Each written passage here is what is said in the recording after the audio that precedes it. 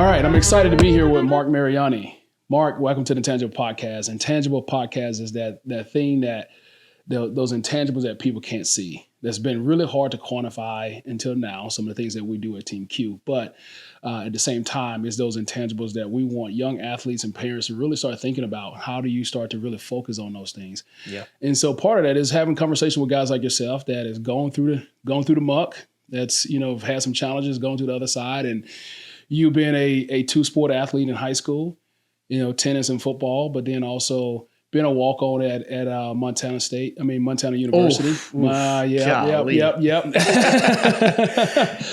I'll tip the hat University down of sure. Montana, and earning a scholarship, and then going on and becoming a Pro Bowler and setting records for the Tennessee Titans, man. And just excited to have guys like you to be able to come in and have these type of conversations. So, Marc.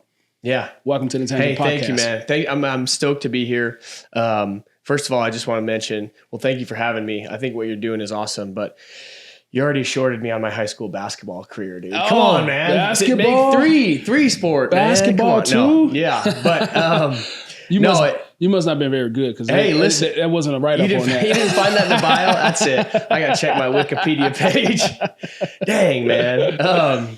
No, but I appreciate it. And man, I think what you're doing is awesome. And, I spent a few years coaching high school and now coaching my son and all this stuff. And you're around kids a lot. And it is one of those things where, especially in this crazy world that we're living in, everybody's trying to find that edge. And it's like, how do you find that edge and how do you start building the foundation and the principles of the intangibles for kids at a young age? And it's really hard to define, and it's really hard to help parents and, all these things. It's like, it's what everyone's striving for, but it's something that's hard to get your hands on. So I think the more information, the more talks you can have, it's really beneficial. Yeah, absolutely. Well, before we really jump into your career, we want to kind of go back to how you grew up, growing up in rural Montana. We want to kind of, talk about the things that shaped you. And again, because these things haven't been quantifiable, back then, now we are able to quantify some of these measures.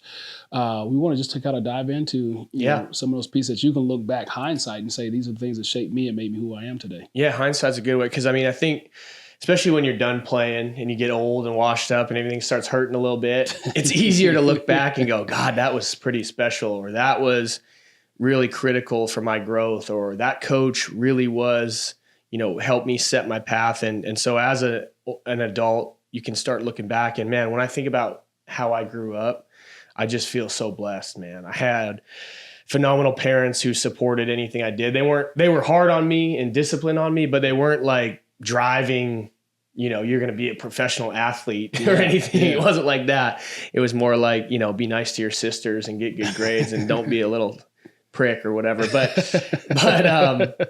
to be honest with you, I grew up in small town Montana, Havre, Montana, home of the Blue Ponies. Oh, let's go. We'll go Big Blue. Ponies. Yeah, dude, most intimidating mascot there is. But, it was a slow paced life, and it was growing up. I think about this all the time now as I'm a dad, but I had so much freedom, man. And it was freedom with, we trusted the neighbors and we trusted the neighborhood, and we knew where the school and the park was. And we had a bike gang after school every day that was just off. You got home from school and you ripped, your backpack into the house, and then you were gone until, basically dark. Right. And, you just didn't think about it too much. There was no social media. There was no cell phones. There was not a lot of distraction. You had to manufacture your own fun. We got good at dumb stuff. We got good at, all my buddies played millions of hours of ping pong, and that's where the tennis came from. I had tennis courts, just a couple blocks from my house. And I grew up with a great group of competitive guys who we all kind of pushed each other, good kids who all were successful and are successful in sports and in life and as dads. And, I feel really blessed to have been raised in that community. We played all sports. I played baseball till I couldn't, till it was too much. But as a dad now, you kind of look back and go, how can I give some of that to my kids? And, it's hard. It's a different world. It's a different world. And, it's something that, again, looking back, Havre, Montana really shaped who I am and how I got here and that community. And then, growing up a Montana Grizz, diehard fan, and the maroon and silver were just in my blood from a young age. Having that want and the desire and something that a goal that I had for myself during that time pushed me along the way as well. And then going to Montana was another thing that, I just took being from Montana. Yeah. I took a lot of pride in wearing that uniform about what was on the front of that jersey. So having the motivation and the mentality of something I wanted, I think, like, for an undersized, skinny little punk, like, it drove me a lot of the days that when the alarm clock goes off, you don't want to get up and those kind of things. Right. And so anyway, I'm sitting here today, probably a lot to do with my upbringing. Absolutely. What got me here. Absolutely. So. I mean, when you think about your upbringing, do you think about, things that you've done that you would allow your kids to do? Yeah. Well, I think you kind of like, what is the old saying? It's like, do as I say, not as I did. Yeah, or as I do. Yeah. It's like, man, that could have, that little, that could have gone poorly. Like, I could have fall 2 inches to the right, and that would have been bad. Or why'd I blow off that firework so close, or whatever it was. Like, you kind of go, oof, that was pretty dangerous. But yeah, I mean, but it taught a lot of lessons though. 100%. It created this critical thinking side of your brain where these kids now have structured everything. You're in a gym, there's a whistle blowing there, someone's always watching. We didn't have that. And so it taught us, like, hey, who can I mouth off on the playground or playing pick up anything. Yep. And all of a sudden he hauls off and punch me in the mouth. You're like, woo, better I do that. Now that's negotiation skills now. You start to figure. Well, there's all that. And then I just look around, and you're a few years older than me with the kids. No, with the kids. My kids are only 6 and 4. So I'm still kind of learning how society works with growing up and getting into, we're just in first grade now, but the distractions these kids have to deal with, man, and the cell phones and the social media and all these things, as a parent, you try to shelter them because that there's some toxicity there. Right. And thinking about when we grew up, you just didn't even have that. You didn't have exposure to anything. I'm from Havre, Montana, dude. I didn't know what New York City was barely. I mean, like, when I got drafted to the Titans, man, I thought Nashville was like the biggest city in the world, man. I'm like, this is massive, dude. This is crazy. But it's those type of things that you just got to evolve and you got to learn. But I would like to find a way to provide that freedom, let your kid make mistakes, be able to teach and grow from those setbacks or those learning moments, instead of trying to, put a bubble around you and walk through. But, it's crazy, man. I just can't even believe it. I'm coaching first grade flag football and soccer and basketball. So you just go, there's year-round camps. There's year-round everything things. And you can't do this and you can't do that. I'm like, this kid is 6 years old, dude. I cannot. Yeah. But guess what? We still do it. I know. We as parents, I'm trying. We still do it. So there's a balance in there somewhere, but well, it's all challenging stuff that you just gotta do your best. 3, 2, 1. Parents, the recruiting process is one of the biggest decisions you'll ever face for your child. And talent isn't enough. Coaches are looking for the intangibles like composure, coachability, communication, and leadership. And that's what Team Q measures. Get clear insights into your child's intangibles so they stand out when it matters most. Go to teamq.io and help your athlete unlock greatness. As you were kind of going through, this period of trying to figure out who am I, what am I, what can I do? Yeah. How did you land on the football side? Because I just think about just tennis in general. Very unusual for a guy to go from tennis to playing football. I'm going to tell you this. The contact side of it is. Let me tell you this. Well, I love contact. First of all, we didn't put pads on until 7th grade, and I was easily until sophomore, junior year, the smallest kid on the field, like the smallest guy on the field. But I loved it, man. I played safety, and I was hitting people. And with really bad form, just going in hard, just missile, just not good. But I'll tell you, and this is why I think it's so beneficial for kids. But when I started in high school. I was 5'5", 95 pounds. Fall year, we 5'5", 95 pounds? My football journey started with like the first day of getting pads on as a high school football player. They called my height and they called my weight. Only kid under 100 pounds. Extra small pants. Then you went straight to the bench, and I was like one of 4 guys that couldn't bench his own weight. So anybody that's small out there, anybody that like is worried about that is like, trust me, you can figure it out. I mean, as long as you got the right mentality. But anyway, what I was going to say is, so freshman year, I was athletic. I mean, I was always a good athlete in my, I was a good athlete in my class. I wasn't lacking that, but I was definitely lacking size and all this stuff. But what happened was football starts and then basketball starts. Mm-hmm. And then we were just little, we were good at tennis, but there was a group of athletes in my class that decided we're not running track. We don't really like running. I'm a fast guy. Like I'm a 50 to 100 yard, and that's it, dude. That's all I got. Like this 400 meter thing, I'm like, this is too many meters. I need a play clock. I need my 40-second break in between plays. So anyway, we go to tennis, but here's the kicker. In Montana, it's a spring sport. In Montana, especially for a small school that doesn't have indoor courts, the weather, we couldn't go outside and actually play tennis for like 3 or 4 weeks every single season. When we started the season, we were indoors, and we had a coach back then that we did absolutely nothing but conditioning and footwork drills. Right. And we did footwork drills every single day during practice. Footwork for dot drills, line drills, hops, this and that, single leg, whatever.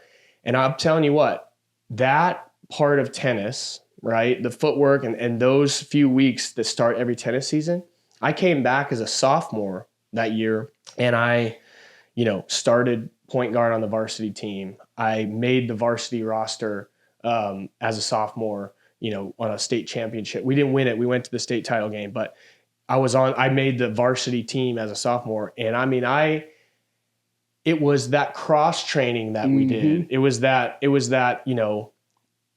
kind of like building that footwork for tennis that translated over to the football field and the basketball court that took my game completely to the next level. Yeah. And, I don't think everybody's path is the same. And now you can go to, a training program and get some of that footwork stuff. But where we were at, you got it during the season. Right. And that really helped me. So tennis was sort of, as soon as the football season ended, it was basketball. As soon as the basketball season ended, it was tennis. But tennis for me at the end of the season was always my like exhale and had fun with my boys. Yeah. And, we were really good, but no one was going to be a pro tennis player. Right. But that cross training set me up. And probably my junior and senior year, my football skills sort of rose to the top. The recruiters started coming around for football. And I knew that, with my skills and my ability, plus with my broken jumper,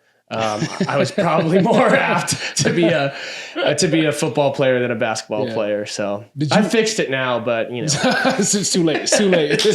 Dude. Nobody wants a 38-year-old on their squad, man. No, it's way too late. But. I mean, you got to be 6'7" now to play point guard in the NBA. Yeah, no, I that dream fizzled quickly, but anyway, that's how it kind of. As you were going through tennis, did you recognize that, hey, these are the drills that I need to be doing that's going to get me better here? Or was it just, like you said, you were just having fun with your buddies? You know what?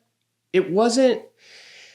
Tennis was interesting because I think it was after freshman year, we settled in, and I think we did realize it. Yeah. I think we started to understand that, that we were excelling, in the other sports, and we were, all of us kind of stuck together football, basketball, tennis, whatever. And we realized that that was a critical part. And it wasn't like, it was like, all right, tennis time to do footwork drills. But it was kind of like, whoa, now that we're back to fall, everybody's quicker, faster, has more endurance. And we're just like, all right, game on. Yeah. So it was kind of a thing where we understood that everything was helping the other sports and going that, just helping all around. Now, well, we're going to fast forward to now you're a senior. What was your weight by the time your senior year and getting ready to, oh man, to make that transition to college sports? Yeah, I think I was like $160 maybe, I was $160. All right. I hit a growth spurt. I was probably 5'11" and a half, maybe right pushing 6 foot. But, I was really frustrated because I had tons of looks at NAI. I had a couple Division II looks, but I never got any scholarship offers from Montana or Montana State.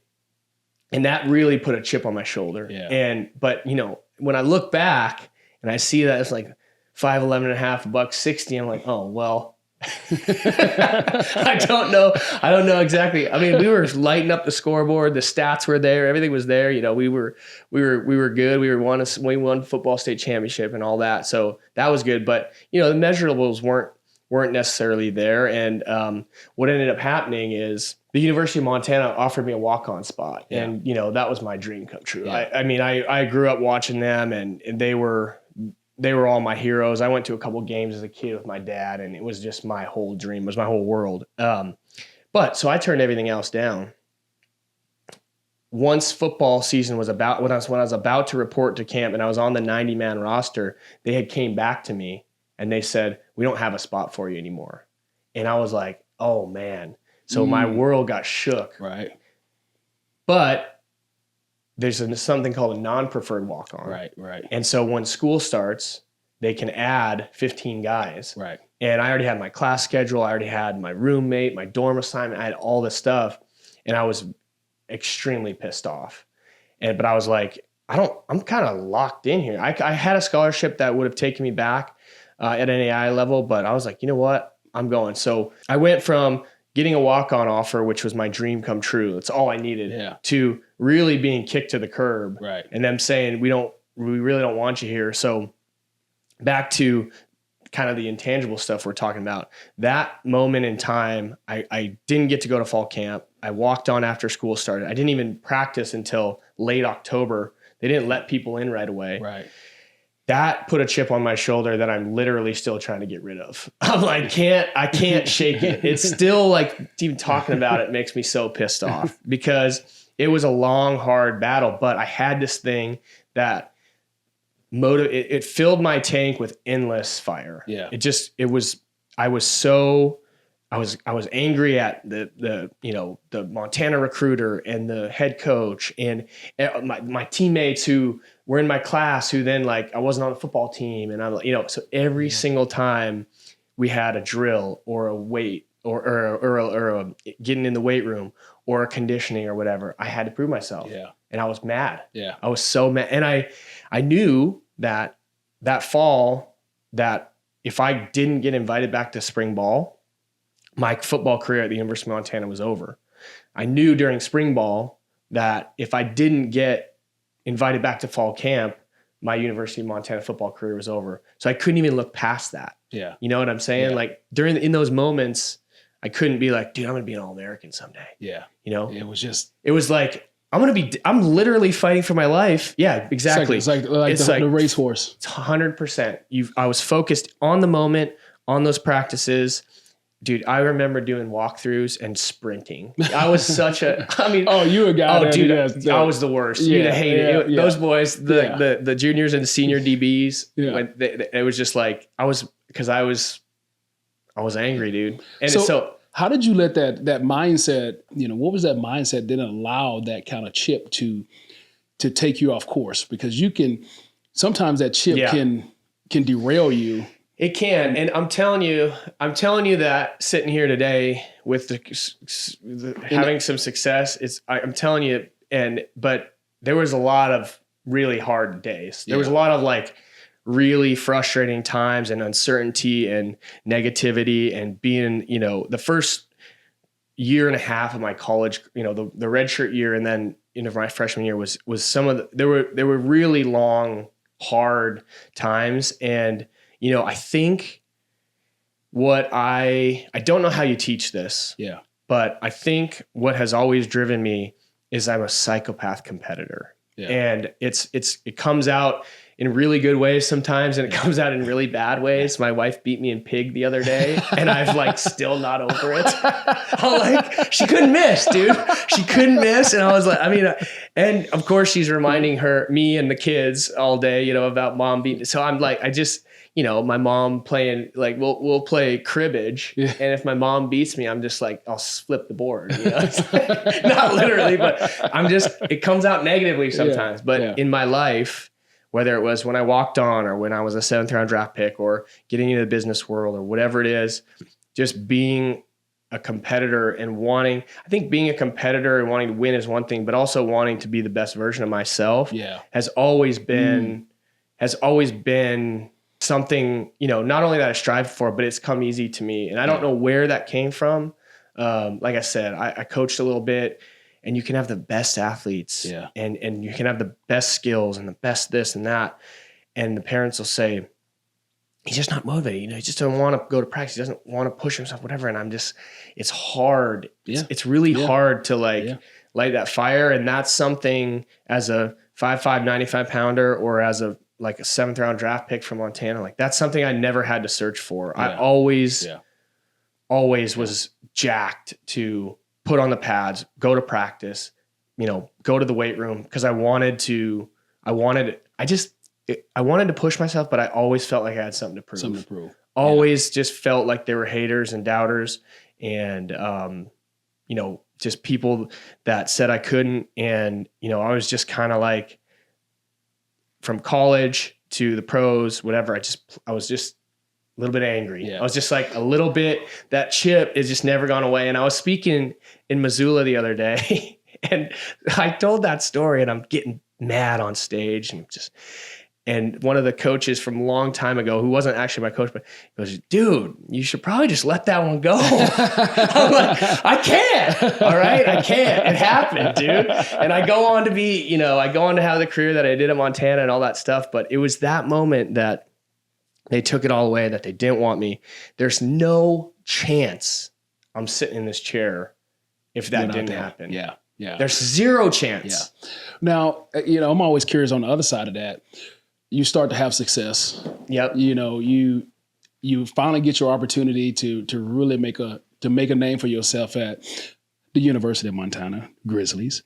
And, you know, how do you not let that chip also create this ego in you that I told you so, and this is, you know, how did you balance that? What was the balance there? Good. You know what? I can't, it's hard for me to even describe it and put in words. I think it's always been there. And it didn't matter how much success individually that I had. I was just foot on the throttle. Yeah. I mean, I was full speed all the time, and I never felt like I've arrived. Yeah. I always felt like, you know, that guy who was not wanted, dude. Yeah. And I mean, dude, and you know what? My shout out Coach Bobby Houck. You know, what I respect about him is that between us, you know, he runs a disciplined program. It's a very, very structured, and, you know, there's a lot of, you know, I wouldn't say military style, but I mean, we just grinded, and it was awesome, dude. And I don't even think you can get away with some of the stuff now that we did. Definitely can't. No, but he ran it, and everything between him and I has been earned. Yeah. And he, you know, for better or for worse, he gave me nothing. Yeah. He gave me nothing, and it's probably reciprocal. I was angry at him for a long time, you know, but because of that, you know, it was earned and chipped away at. And again, like, it built me into this player that, you know, especially when I got drafted and went to training camp for the first time, I was ready to work because I didn't care. I was just used to it. So before we get to the next stage of your career, I want to go and to do a quick 2-minute. I like to do a 2-minute segment. Okay. That's just some rapid fire questions. All right. You may have to think about a couple of these, but now I'm nervous. I'm sweating. But still super easy. Your the most unforgettable college moment. My sophomore year, I got into a little playing time, and the first my first touchdown ever was a one-hander in the back of the end zone. And it was in the north end zone, which in our stadium, that's the big boy side of the field. And it was one-hander back in the end zone. And in that moment, it was like all that work. Yeah. I get emotional. Yeah. It's like all that work. It's like, oh my gosh, north end zone. Yeah. Sick. So those two. Yeah. Bro, you just gave me chills. I know, man. bro. Cool. I'll show you that play at some point. It was Don't my worry dreams. about it. We're going to find it. Don't worry about it. We're going to find it. One-hander and actually shout out Cole Berquist. He's now my brother-in-law. You know Carly. Yeah. From my brother-in-law. Tossed me the back of the end zone seam route. It was sick, man. That's awesome. All right. Who was your favorite Grizzly teammate? Oh, man. Don't do this to I me, know, bro. I know, Oh, I my know, gosh, dude. Whoa. Oh, my gosh, dude. It's impossible. Yeah. All right. I know. Blame it on me. Blame it on me. You can blame it on me. Well, sitting in this chair today. I have to say that two guys come to mind. Let's just be on the football side. I mean, listen, there's two guys who we had a similar path, and we had success, and we spend a lot of time now drinking beers and talking about it. But Colt Anderson and Chase Reynolds, and these are Montana guys who, had a similar path with the walk-on stuff, and one of them played 8-man football, and both of them, Colt played, I think, 9 years in the league. Chase played 6. Colt's the assistant special teams coach for the 49ers now. Okay. But Montana guys who, again, it was all about the front of the jersey, man. Yeah. And we did some special stuff together. But this is a bad question, man, because I could go down the list of Shan Schillinger and Sean Lebsock and Ty Palmer.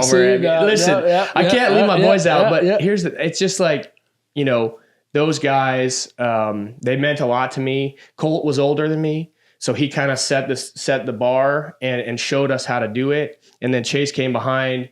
He was a year behind me, and he smashed every school record possible. But similar guys, undersized, you're talking about a undersized safety that played 9 years in the NFL and a running back from Montana who played 6. It's like, that don't happen, dude. Yeah. So these guys are just kind of had the same path and my homies, dude. I asked this question just so that I can stir the pot with you guys. I don't want that. I know, dude. Trust me. I hate that question's not cool at all.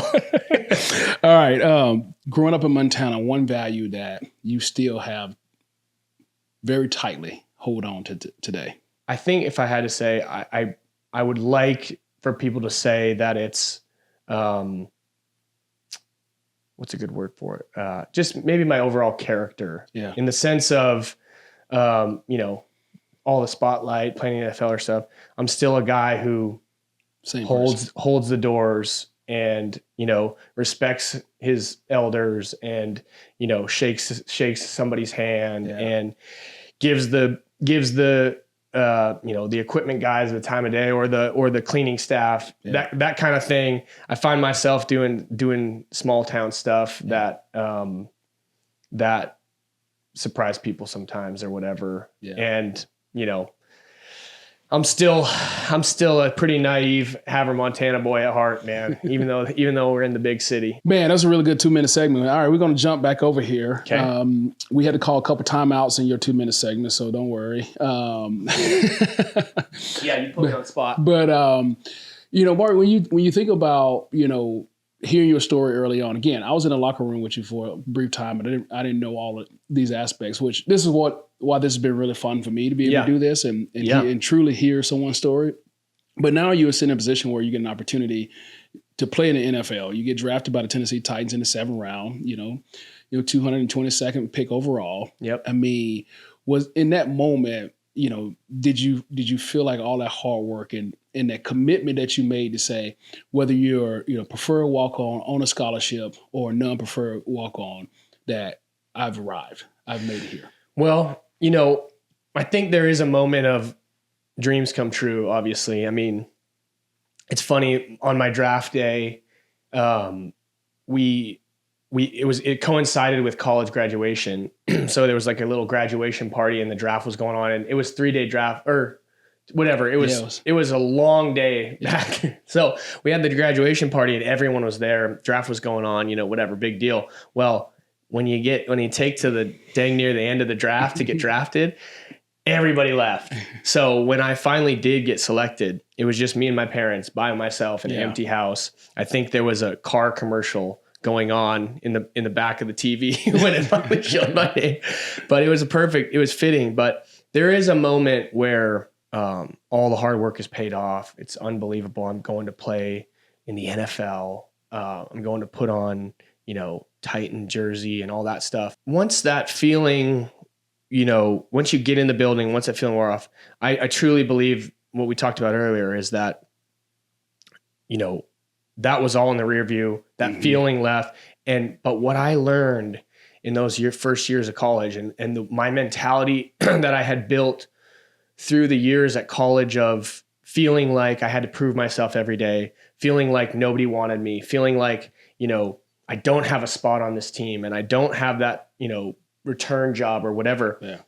That's the exact environment I walked into in the locker room for the Tennessee Titans when I was a rookie. I was a 7th round draft pick. All odds are stacked against you. Right. You're hoping to make the practice squad. I looked at it and was like, I just felt the exact same feeling, but this time I was prepared for it. And, it took me a couple years of, like I said, long, frustrating, painful nights and days when I was a redshirt and a freshman, whatever. This time you don't have the freedom to have that much time. You got 3 months and you got to figure it out. But I just didn't, I was ready, man. Yeah. And so it was just get better every day, man. That was always my goal. Win the day. Just 24 hour time clock of, did I get better today? Did I not? And I was really, really hard on myself. Yeah. Really hard on myself. During that preseason, I got an opportunity to, I don't know if it was before the game or after the game or mid game, whatever, but to start returning the ball. And I just said, you know what? That's it, man. I'm going to absolutely bust this door down. And so when it came to the return game, I just said, you know what? It might hurt a little bit, but I'm going to play with my hair on fire. I'm going to hit that hole as hard as I can. Yeah. So I just ripped it, man. And so I got that opportunity and I never let it slip. And I became the starting punt returner and kick returner about halfway through training camp. And you come in, you're 90 pounds. Yeah. You're 160 pounds. I know. And then you go through, college, and now you're in the pros, and now you are the starting kick returner, starting punt returner. Yeah. And then you go on to have an unbelievable season where you make a Pro Bowl. I know, man. It was Montana kid, and oh man, to get that opportunity to do it, but not just to get an opportunity, but to capitalize on it. And so the readiness for it. Like I said, I think my experiences and how it all shook out really shaped me into who I am and my mentality on a day-to-day basis. And I think there's a couple keys that I try to tell people, whoever will listen to my BS, is the win the day thing. It was really pivotal for me. But the other thing that I already kind of touched on was you don't have the liberty or the freedom to look ahead in those situations. Right. When I was a red shirt and a freshman, actually, or whatever, every season of the football calendar had a start and an end date. And I had to, like I told you, I had to get invited to spring ball. Then I had to, after spring ball, get invited to fall camp. And then I had to learn, sure, it's fun to start your NFL career and say, hey, I'm going to be a Pro Bowler this year, or I'm going to be a Hall of Famer someday. Well, guess what?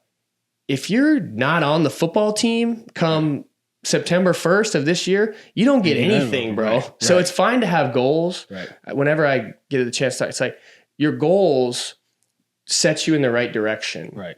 But it's the day-to-day mentality. It doesn't tell you how to get there. Right. So I honestly love big goals and to set you in the right direction, but then you got to forget about them. Right. You can't get there.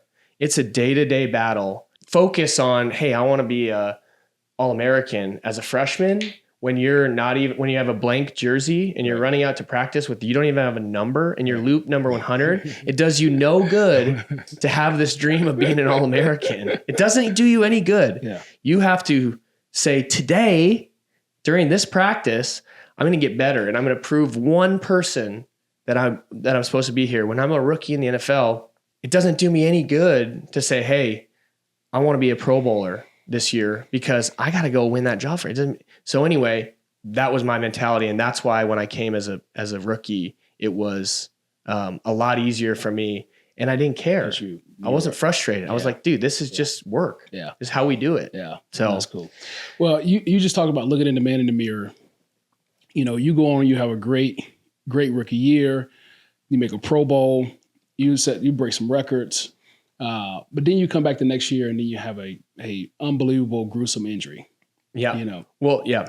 Was that the next year? No. I had 2 years. Right. 2 years. 2 years. Yep. I came back and you know how it goes. That year I was the return man again. Right. And you can edit this out if you want, but what happened was, that was the lockout year after my first year. Yeah. It was a lockout. So we year. go first year to the Pro Bowl. Yeah.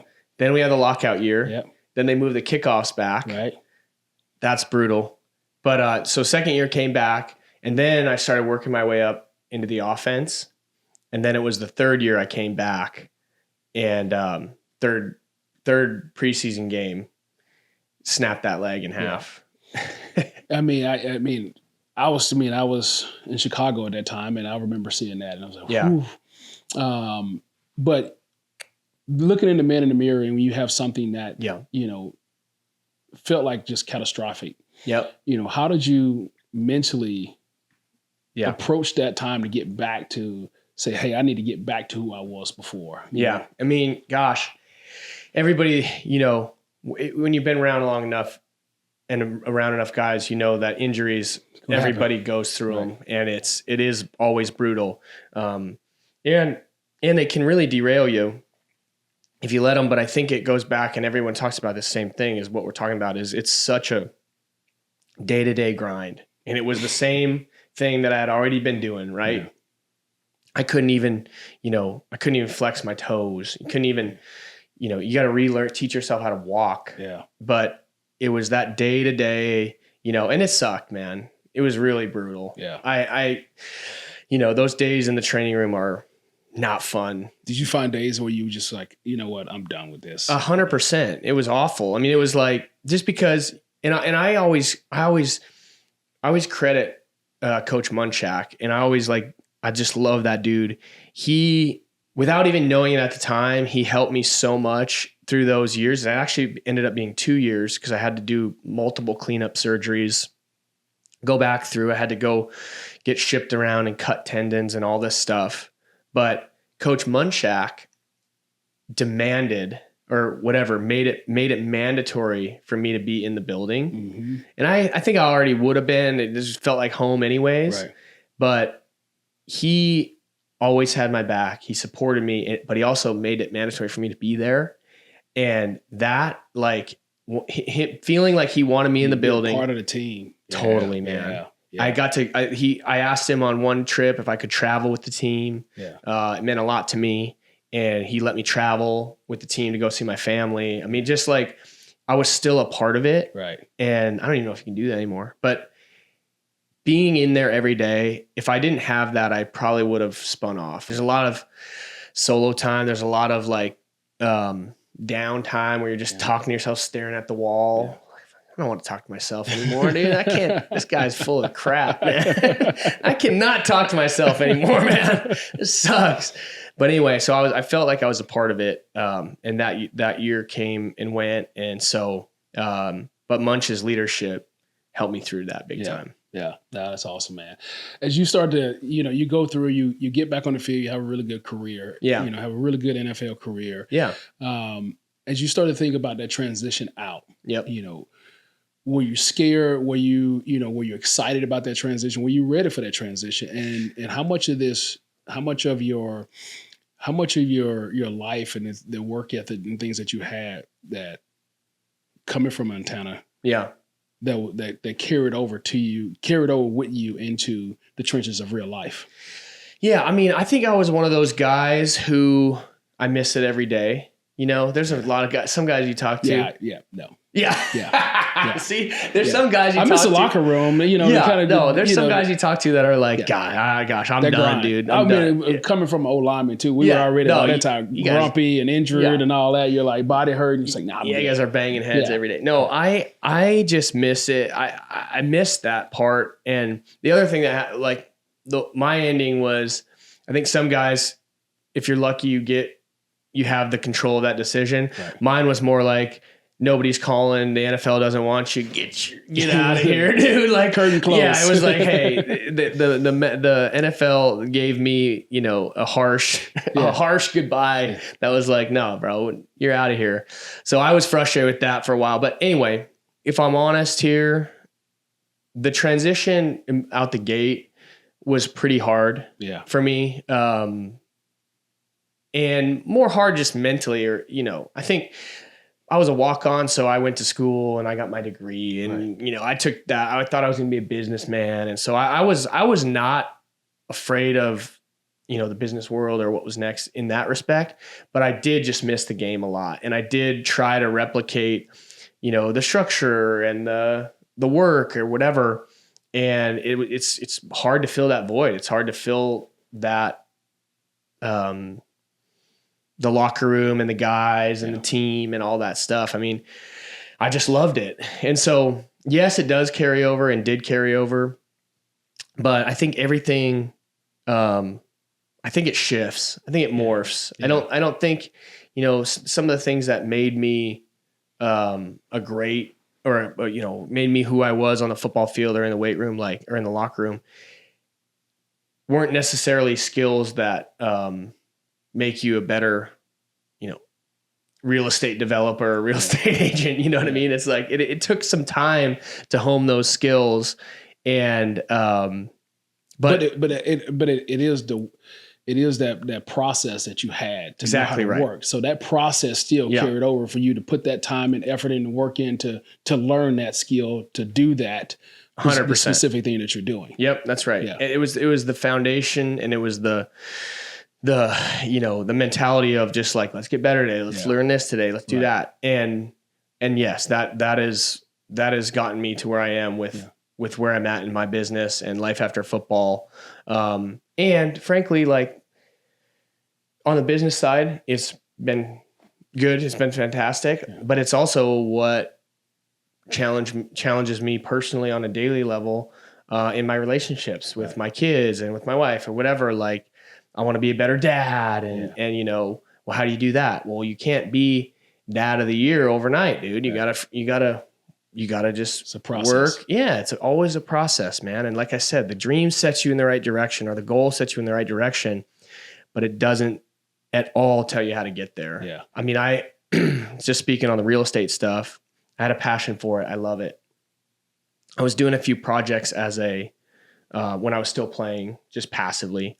But out the gate, I got thumped around a little bit. Yeah. I mean, I learned from the school hard knocks. I thought I could figure it out and like whatever, but I went through, it was my first couple, you know, deals or developments. Like, it was really, really difficult. And I, you know, had to learn the hard way a little bit, but I just kept coming back. Yeah. You just kept.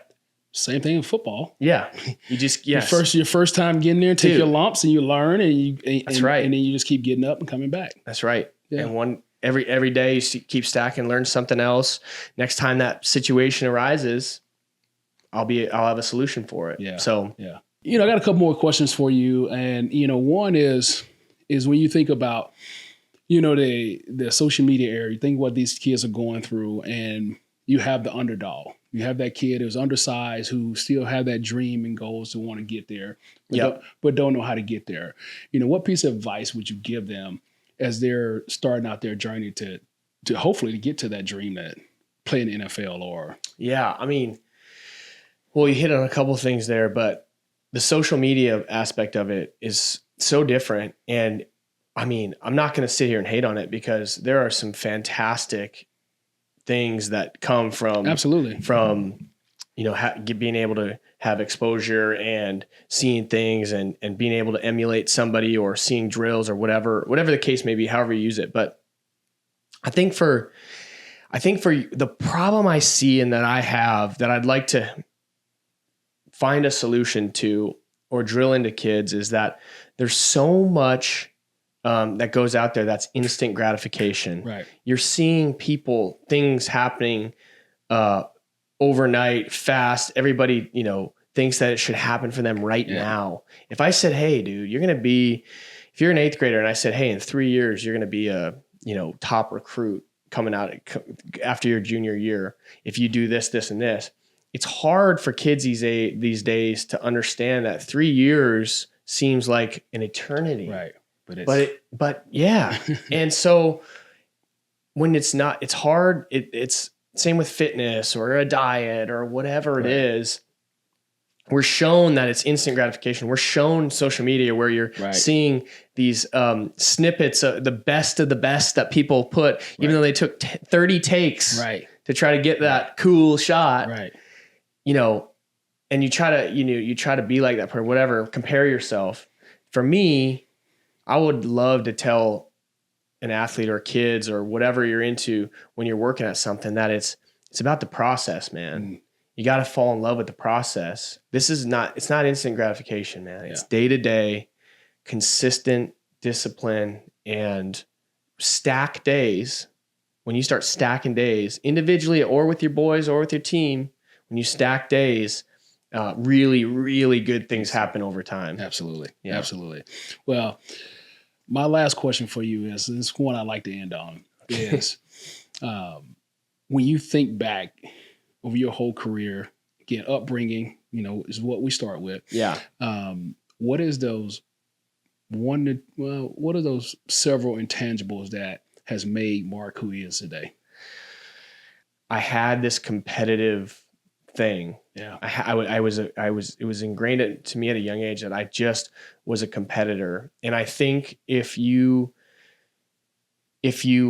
push yourself, if you have the inner accountability and you push yourself to be the best version of yourself, and I think that I had that inner drive to look at myself and want to be the best version of myself. And if I'm not, whip it into gear. Got to be better. Right. And so I had that competitiveness, and I think we touched on it, but it's hard to teach. And then again, I love the work. Yeah. I love the process. I bought into it. I already gave him a shout out, but I got maybe just double down. But Coach Bobby Houck, man, he runs a nasty discipline program where you fall in love with the process and you fall in love with the team culture. And that was really pivotal to where I'm at today. Football is the most unique game out there because for many reasons, but one of the major ones that I think about all the time is we spend 90% of our lives practicing. We got 16 for us, but 17 games now. If you look at basketball, soccer, hockey, a lot of games, man. Baseball. Yeah. So you have to fall in love with the process. Right. You run a play 40 times in practice to get it right once on Sunday. Right. So anyway, I loved it. I bought into it.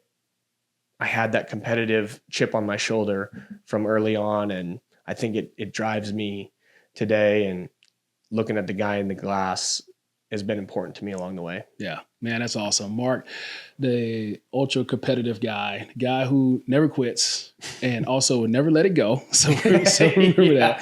That's right. It's been an honor to have you, join me on the podcast. It's been great. I love your story and also just, being friends and being here in Nashville together. Apologize that I really didn't know some of these other aspects of it, but I am happy to hear them today and know them. And now I know where that drive comes from. You're like, why is that guy a little bit off? Yeah. And he's like, now I understand now. I know where that drive comes from, man. And it's been great, man. I really enjoyed you today. I appreciate it, man. Thank you for having me, bro. Absolutely.